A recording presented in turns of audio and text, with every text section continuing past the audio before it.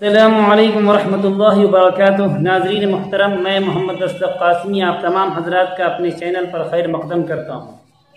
دوستو، گزشتہ دو ویڈیو حضرت ابراہیم علیہ السلام کے واقعے کے تعلق سے پیش کیے جا چکے ہیں، اور انشاءاللہ آج میری یہ کوشش ہوگی کہ آج کی ویڈیو میں یہ واقعہ مکمل ہو جائے۔ بات یہاں تک پہنچی تھی کہ حضرت ابراہیم علیہ السلام کو نمرود نے آگ میں ڈالا، نمرود اور اس کی قوم نے آگ میں ڈالا۔ اللہ تبارک و تعالیٰ نے اپنے پیغمبر کی حفاظت فرمائی، اور حضرت ابراہیم علیہ السلام اس کے بعد وہاں سے ہجرت فرما گئے اپنی بیوی حضرت سارہ علیہ السلام کے ساتھ۔ سب سے پہلے ہجرت کرتے ہوئے فرات کے مغربی کنارے ایک بستی میں چلے گئے، اور دین حنیف کی تبلیغ کرتے کرتے حران یا فاران گئے، اور اسی طریقے سے تبلیغ کرتے ہوئے فلسطین پہنچے۔ فلسطین کے بعد وہاں سے قریب ہی ایک جگہ ہے نابلس، وہاں تشریف لے گئے، اور پھر اس کے بعد مصر تشریف لے گئے۔ مصر میں ایک واقعہ پیش آیا کہ وہاں کے جو بادشاہ تھا وہ ظالم تھا اور عورتوں کی بہت خواہش رکھتا تھا۔ جب اسے معلوم ہوا کہ ایک قافلہ آیا ہے اور جس میں ایک خوبصورت خاتون بھی ہے، یعنی کہ حضرت ابراہیم علیہ السلام کی زوجہ محترمہ حضرت سارہ علیہ السلام، تو بادشاہ نے اس قافلے کو اپنے دربار میں بلایا، اور حضرت سارہ علیہ السلام پر غلط نگاہ کی اور دست درازی کی کوشش کی، اس پر قابو پانے کی کوشش کی، اپنی خواہش مکمل کرنے کی کوشش کی، لیکن اللہ تبارک و تعالیٰ نے اپنے محبوب پیغمبر کی بیوی کی حفاظت فرمائی، اور وہ عذاب میں گرفتار ہو گیا۔ پھر بادشاہ نے توبہ کی، اور پھر اعزاز کے طور پر حضرت ہاجرہ علیہ السلام کو حضرت ابراہیم علیہ السلام کی زوجیت میں دے دیا۔ میرے دوستو، اب تک حضرت ابراہیم علیہ السلام کی کوئی اولاد نہیں تھی۔ حضرت ابراہیم علیہ السلام دعا کرتے رہتے تھے۔ اللہ تبارک و تعالیٰ نے 87 سال کی عمر میں 87 کی عمر میں اللہ تبارک و تعالیٰ نے حضرت اسماعیل علیہ السلام کی صورت میں اللہ تبارک و تعالیٰ نے یہ اولاد مرحمت فرمائی۔ بخاری میں ہے، روایت میں ہے کہ ابراہیم علیہ السلام اپنی بیوی اور حضرت حاجرہ اور ننھے اسماعیل، شیرخوار بچہ حضرت اسماعیل علیہ السلام کو لے کر اللہ کے حکم سے مکہ کی جانب روانہ ہوئے۔ ابھی حضرت اسماعیل علیہ السلام ماں کی گود ہی میں تھے کہ اللہ تبارک و تعالیٰ کا یہ حکم آیا کہ ابراہیم اپنی بیوی اور اپنے بچے کو مکہ کی وادی میں چھوڑ کر چلے آؤ۔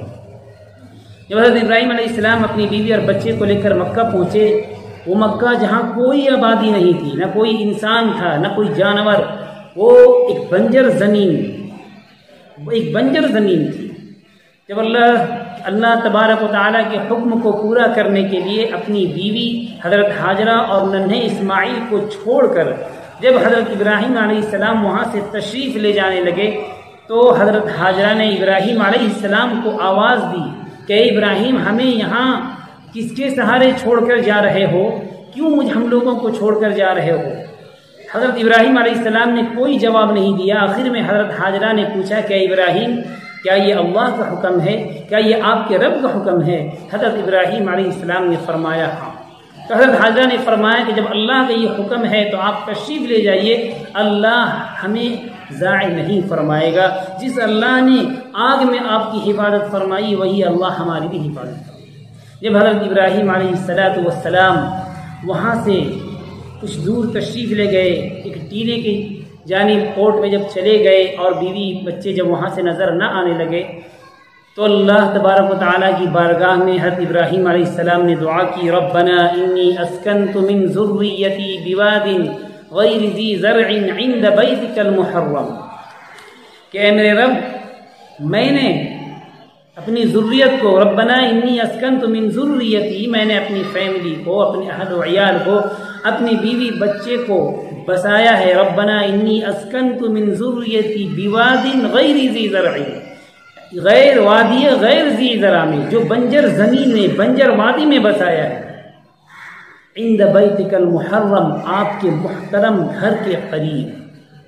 ربنا انی اسکنت من ذریتی بواد غیر ذی زرع عند بیتک المحرم، اے اللہ، میں نے یہ کوئی کھیتی باڑی کرنے کے لیے نہیں، وہاں پہ گھر بس جو بسایا ہے وہ اپنے آرام اور عیش کے لیے نہیں بسایا ہے۔ ربنا لیقیموا الصلاۃ، اے ہمارے پروردگار، ہم نے اس لیے اپنے بیوی بچے کو، اپنی ذریت کو بسایا ہے تاکہ وہ نماز قائم کریں، تاکہ وہ عبادت کریں، آپ کے گھر کو آباد کریں۔ ربنا لیقیموا الصلاۃ فاجعل افئدۃ من الناس، تو اے ہمارے پروردگار لوگوں کے دلوں کو اس طرف مائل فرما دے، لوگوں میں سے بعض کے دلوں کو مکہ کی جانب مائل فرما دیے۔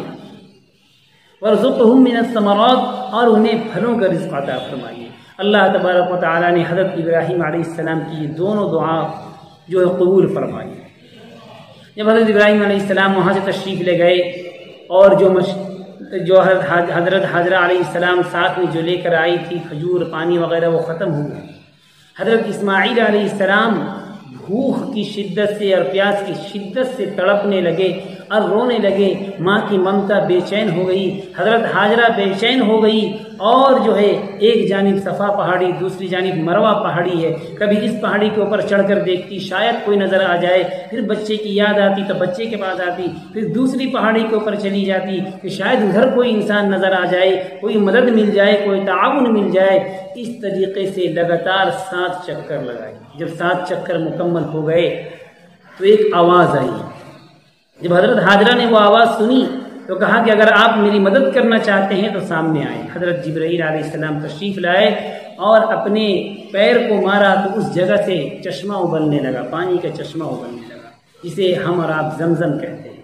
اللہ کے رسول صلی اللہ علیہ وسلم نے فرمایا کہ اگر حضرت حاجرہ اسے باندھتی نہیں، اس کی باڑ نہ لگاتی، اسے روکتی نہیں تو آج یہ ایک بہت بڑا چشمہ ہوتا ہے۔ چشمہ تو اب بھی وہ بہت بڑا ہے، لاکھوں کروڑوں لوگ روزانہ پانی پیتے ہیں، لیکن کبھی آج تک یہ خبر نہیں آئی کہ زمزم کا جو کنواں ہے وہ خشک ہو گیا۔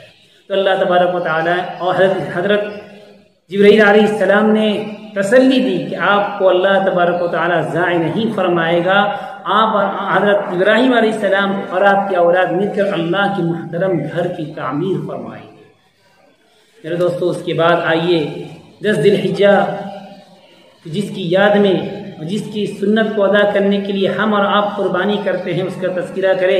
قرآن کریم میں اللہ تبارک و تعالیٰ نے اس کو بیان فرمایا ہے۔ واقعہ یہ ہے کہ جب حضرت اسماعیل علیہ السلام اپنے والد کے ساتھ دوڑنے لگے، چلنے پھرنے لگے، دوڑنے لگے، تو حضرت ابراہیم علیہ السلام نے مسلسل 3 دن تک یہ خواب دیکھا کہ حضرت اسماعیل علیہ السلام کو وہ اللہ کی راہ میں ذبح کر رہے ہیں۔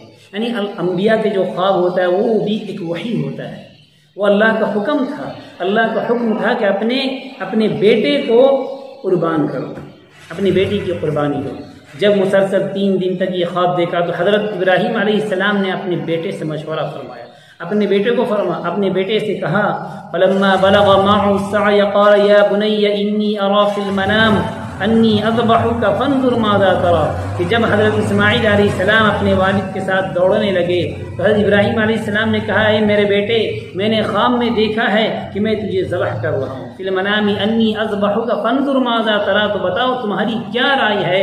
اللہ تبارک و تعالیٰ کا یہ حکم آیا ہے کہ اپنے بیٹے کی قربانی دو، تو تمہاری کیا رائے، فانظر ماذا ترى۔ حضرت ابراہیم علیہ السلام کی جو اولاد حضرت اسماعیل علیہ السلام ہیں وہ بھی ایک جلیل القدر پیغمبر ہونے والے ہیں، انہوں نے بھی اللہ کی رضا کے سامنے سر تسلیم خم کرتے ہوئے یہ فرمایا قال یا ابت افعل ما تؤمر ستجدنی ان شاء اللہ من الصابرین، کہ اے میرے ابا جان، اللہ نے جو حکم دیا ہے آپ اس کو کر گزریے، انشاءاللہ آپ مجھے صبر کرنے والے پائیں گے۔ جب حضرت ابراہیم علیہ السلام اپنی آنکھوں کے اوپر پٹی باندھ کر حضرت اسماعیل علیہ السلام کی گردن پر چھری چلانے لگے، وحی نازل ہوئی قد صدقت الرؤیا انا كذلك نجزي المحسنین، کہ اے ابراہیم تو نے اپنے خواب کو سچ کر دیا ہے، اور اب یہ جنت سے جو مینڈھا آیا ہوا ہے اس کی قربانی کرو، تم امتحان میں کامیاب ہو گئے۔ یہ وہ واقعہ ہے جس کو یادگار میں اور جس کے طریقے کو اللہ تبارک و تعالیٰ نے ہمیں قربانی کرنے کا حکم دیا ہے۔ رسول اللہ صلی اللہ علیہ وسلم نے فرمایا، جب صحابہ نے پوچھا کہ اللہ کے رسول یہ قربانی کیا ہے، تو اللہ کے رسول صلی اللہ علیہ وسلم نے فرمایا سنت ابیکم ابراہیم، کہ یہ تمہارے باپ حضرت ابراہیم ابراہیم علیہ السلام کی سنت ہے۔ آگے صحابہ نے پوچھا کہ اس قربانی میں ہمارے لیے کیا ہے؟ تو اللہ کے رسول صلی اللہ علیہ وسلم نے فرمایا کہ جانور کے ہر بال کے بدلے اور ہر اون کے بدلے میں اللہ تبارک و تعالیٰ تمہیں نیکی عطا فرمائیں گے۔ میرے دوستو، ہم جو قربانی کرتے ہیں صرف بکرا ذبح کرنے کا نام قربانی نہیں ہے، بلکہ ہم سے تو قدم قدم پر قربانی کا مطالبہ ہے۔ حضرت ابراہیم علیہ السلام نے تو اللہ کی رضا کے لیے اپنا سب کچھ قربان کر دیا، باپ کی محبت قربان کر دی، قوم کا تعلق قربان کر دیا، وطن کا جو ساتھ ہے، جہاں وطن جس وطن میں رہتے تھے، وطن سے محبت کرتے تھے، اس وطن کی بھی قربانی دی، اور اللہ کی خوشنودی کے لیے اپنے جذبات، اپنے احساسات، اپنے آل و اولاد کی قربانی دی۔ ہم سے بھی قدم قدم پر قربانی کا مطالبہ ہوتا ہے، اللہ کی رضا کے لیے، اللہ کی خوشنودی کے لیے اپنے جذبات کی، اپنے احساسات کی، دنیاوی رشتہ داروں کی قربانی کا مطالبہ ہوتا ہے، قدم قدم پر مطالبہ ہوتا ہے۔ میٹھی نیند میں آپ سو رہے ہوں، میٹھی نیند کا غلبہ ہو اور اذان ہو جائے تو نیند کی قربانی کا مطالبہ، حلال و حرام کی کشمکش ہو تو مال کے قربان کے مطالبہ، رسم و رواج اور سنتوں کا ٹکراؤ ہو تو دنیاوی تعلقات کی قربانی۔